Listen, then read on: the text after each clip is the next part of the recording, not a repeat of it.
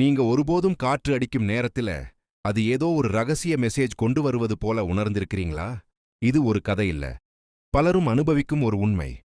பிரபஞ்சம் காற்றின் வழியே நம்மோட பேசும் நேரங்கள் உண்டு.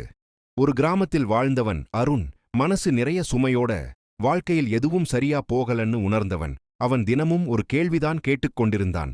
என் பாதை சரியா? என் கனவுகள் நிறைவேறுமா? ஒரு மாலை, சூரியன் சிவப்பாக வானத்தை நிறத்திக் கொண்டிருந்த நேரம், அருண் தனியாக நடந்து கொண்டிருந்தான். அந்த நேரத்தில்தான் காற்று மெதுவா வீசி அவன் முகத்தை தொட்டு போனது. அது சாதாரண காற்றா?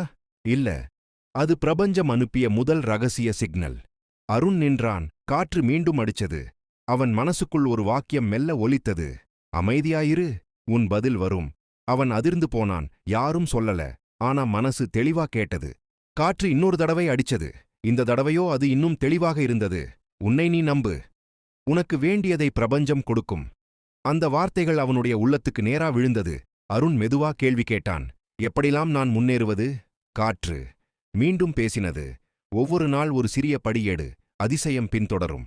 அந்த மாலை, அந்த காற்று, அந்த ரகசிய மெசேஜ்கள் அருணின் வாழ்க்கையை முழுக்க மாற்றிவிட்டது. அவன் புரிந்தது, பிரபஞ்சம் எப்போதும் நம்மோட பேசுது.